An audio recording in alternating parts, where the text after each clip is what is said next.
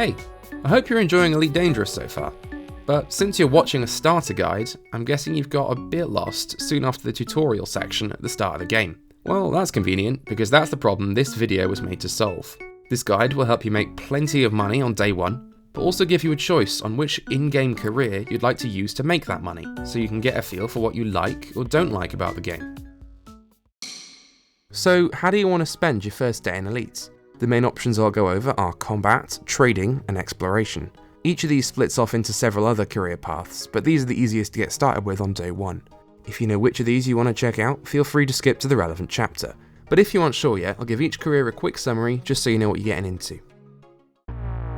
If you choose to start with combat, you'll see the kind of fast-paced dogfights you see in the game's trailers, and take the first step into bounty hunting by helping the system police force. If you've literally just started, this is the best way to make money. As you progress in combat, there's plenty of specialist ships to buy and upgrade, and a whole load of pirate infestations, system wars, and even alien threats to test your skills on. If you want to trade, you'll be getting very familiar with the commodities boards. You'll be finding ways to buy low, sell high in the complex economic web of inhabited space.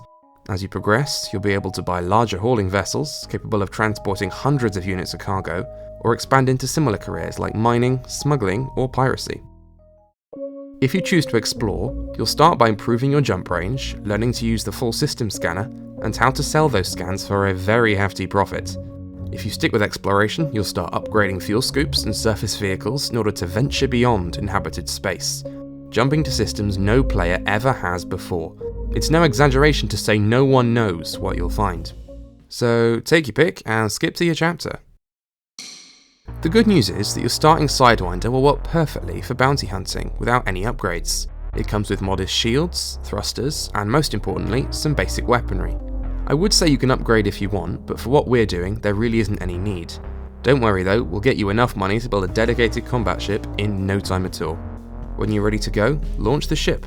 Go into your left-hand menu, make sure you're in the navigation tab, and scroll through this list checking for any resource extraction sites. If there is one in the system, make sure it's low, medium, or high intensity, as opposed to hazardous. If you can't find a suitable site, jump to a new system and check again. They're pretty common, so it shouldn't take long to find one. Once you do, target it and fly there like you would a station. When you arrive, you should see several ships flying around the rocks. Some of these are miners, but others are pirates looking to rob those miners. Point the nose of your Sidewinder at a ship and target it. Wait a few seconds for your scanners to kick in, then check this box in the bottom left. If it says wanted here in red, that's perfect. They have a bounty, so follow that ship. If it doesn't say wanted, pick a new ship to target and scan. Eventually, one or more police ships labelled as System Authority vessel should engage the pirates. When this happens, make sure you're in weapon range, but don't fire your lasers yet. Only when the wanted ship is down to about 20% hull should you start firing. This is because pirates will only attack ships who fire at them, so by waiting until they're nearly dead anyway, it's very unlikely you'll be hit at all. I know this feels a little bit cowardly, but in a stock Sidewinder it's really your only option. It pays amazingly though, so you'll be in a better ship and taking down targets yourself in no time. Anyway, when the pirate is destroyed, you'll get a message showing how much bounty you've earned. For this early on, it's a lot, and the best part is there's always more pirates with bounties to be collected. If you see a web of laser beams in the distance, that means a pirate has already been engaged, so it might be worth flying over to claim that bounty. But make sure you engage the wanted target, not the police. When you've had your fill of hunting, target a station in the system and fly there as normal. After docking, open station services, hit contacts and system authority contact. Select this bounty tab, then click this button to cash in your bounties. As I said earlier, this is definitely the best way to make money right at the start of the game. It's also pretty fun, although bounty hunting does get much more enjoyable when you can start fights, not just end them. If you enjoy combat and would like to progress with it, I'd suggest buying whichever of these ships you can afford and like the look of. As you outfit it, prioritise upgrading the thrusters, power distributor and shields. You'll also want to upgrade your weaponry. To start with, I suggest you buy equal parts of gimbaled burst lasers to take down shields and gimbaled multi-cannons for ripping up the target's hull. Set your new weapons to fire groups in your right-hand menu and head back out to the resource extraction sites. And that's how you get your start in combat. Oh, and if you'd ever like to know what the other weapons do and which ones you want to try out, I made this whole video explaining the benefits and drawbacks of every single one. Link in the corner and description.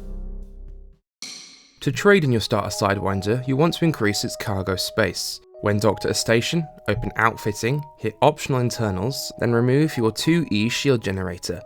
Replace it with a 2E cargo rack. If you're feeling brave, you can fly shieldless, but I decided to buy a smaller size 1 shield. In either case, fill all empty slots with cargo racks to bring you up to 10 or 12 cargo space, definitely enough to be getting started with. If you have plenty of credits remaining, it's a good idea to upgrade the frameshift drive a little. If you're on PC, you should go for an SCO drive if you can, but make sure you got a few credits left to buy your cargo. I mentioned briefly that if you are playing on PC, the optimal way to trade uses third-party tools to find the best possible routes. I won't explain that fully here, but if that sounds like what you're after, I made a guide on it. I get to the info you need at about the 1 minute 30 mark, so feel free to skip along. If you're not on PC or don't fancy using third-party tools, cool. I will mention that this is probably the least profitable method in this video, but it's still a perfectly good start. First, enter the galaxy map and set it to a mode in the Pilot's Federation category. Then zoom out a bit. You should see a few multicolored curving lines somewhere. These indicate the presence of trade routes between the systems at either end. You can decipher vaguely what materials are being transported from the color of these lines, but I find it simpler to compare the prices later in the commodities board. To allow us to do this, visit the largest station in both systems of the trade route, so your commander can pick up the market data of both systems. Now, to buy your cargo, open the commodities markets, then hit this yellow compare button. Select suggested markets, and scroll down this list until you find the station you visited in the other system, then hit apply. At this point, the right hand column of the commodities board shows how much you'll make per unit of cargo you take. Scroll through this list to find which number with a green symbol next to it is largest. Buy as much as you can afford and fit. Then set a course for the other end of the trade route and land at the station you visited before as you normally would. Open Station Services, open the Commodities Market, select the Sell tab, scroll down to the only option that isn't greyed out and sell your cargo. Now we'll do the same thing in reverse. Go to the Buy tab, hit the yellow Compare button, find the other station in Suggested Markets and hit Apply. Find the best credits per unit in the right hand column and buy what you can. Return to your first station, sell and repeat. If trading is something you'd like to progress with, these are some good trade ships you can pick up as you advance. And outfitting them is pretty simple, just add as many cargo racks as you can. It's usually a good idea to sell the default shield and fit a smaller one, or as we said, remove it entirely if you're feeling brave. Otherwise, upgrading the frameshift drive is important, particularly if you're on PC and have access to the SCO drives. These give you the ability to boost in supercruise, very handy for speeding up travel. If you enjoy trading, but you'd like something a bit more complex, there's plenty of choice. You could try smuggling, piracy, or maybe mining. I've got guides on both those last two, so I'll leave a link to a playlist with those in it in the corner and the description. In order to explore in your starter Sidewinder, you'll need to invest in a few modules. You might need to do a couple of courier missions to afford these. First, enter core modules and upgrade the frameshift drive, ideally to a 2A, but 2B or 2C will be fine. If you can afford it, it's also a good idea to buy D-rated modules for the rest of the core internals, since it saves weight. You'll also need a new optional internal, a fuel scoop. I'd suggest something like a 2C fuel scoop. If you're feeling brave enough, you can sell your shield to save weight, or buy a smaller one. Then enter utility mounts and buy a heatsink launcher. Once you've finished outfitting, open your right hand side menu, scroll over the fire group section and set your D scanner and heatsink launcher to buttons. Now, exploration has a bit of a reputation of being not super profitable, but the method I'll be showing you is actually great for day one money. Unfortunately, it does make use of a third party tool, but it is one that works on console. I checked. So you'll want to load up edtools.cc and select Road to Riches from the top. Input your current system into this box and hit Get Routes. Copy the first system name with this button and paste it into the search bar on the galaxy map. Make your way to this system, then open its system map. Now we'll have another look at ED Tools. This column shows you which planets we'll be scanning. The number next to each planet is telling you where in the system it is. If there's a letter, that tells you which star the planet is orbiting, and the number corresponds to how far from the star it is. We're looking for B2, so that's the second planet out from the secondary star. Target this planet, then leave the system map. Use this compass to point the nose of your ship directly at the planet you targeted. Now, open your FSS, that is your full system scanner.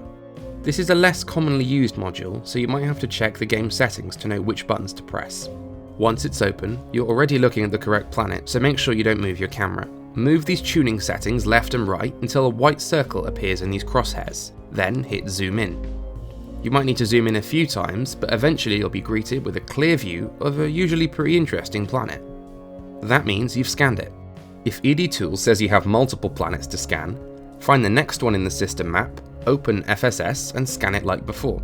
When you've scanned every planet ED Tools recommends, click this visited box to help you keep track, then copy the next system name, paste it into the galaxy map and set a course there. Repeat this process until you just get bored, then set a course on the galaxy map to any nearby systems with a decent population, say more than about 1 million. On arrival, look for a station to land at. Open Station Services, then select Universal Cartographics. Here's where you'll sell all your exploration data, and you might notice it's pretty good money. If you manage to get enough data, you might even have your first engineer invite. That will be very handy later on. If you want to carry on with exploration, here's a few ships to consider aiming for. When you outfit for exploration, Jump Range is the name of the game. You'll want to buy an A-rated FSD as soon as possible and begin engineering it when you can. You might also want to buy an SRV, or Surface Reconnaissance Vehicle, and buy D-rated core modules to further save weight. Once you're prepared, it's time to set course to unexplored space or in the direction of a cool location. One such location, an ancient Guardian site, can let you unlock a module which boosts your jump range by up to 10 light years. It's a great first expedition. This guide, linked below and in the corner, can show you where to go and how to unlock the module. If you want to branch out from the exploration field, the obvious first choice is exobiology, as long as you're playing on PC and have bought the Odyssey expansion. It's great fun to research alien life and rake in the huge rewards for doing so. This guide can show you how that's done. I hope you've made as many credits as you want, but I also hope you found what you enjoy about Elite. There's a whole lot more in this game that I didn't cover here, so get playing, do what you find fun, and I'll see you out there, Commander. Once again, thanks so much for watching. Hold on to your space legs and remember your limpets. Until next time, it's goodbye from Commander Dituri. You know, having seen the comments on past videos, I know there's going to be a few, and I do mean a few, experienced people who will have watched this. First of all, thank you very much, and why? I mean, you couldn't pay me to watch something this basic.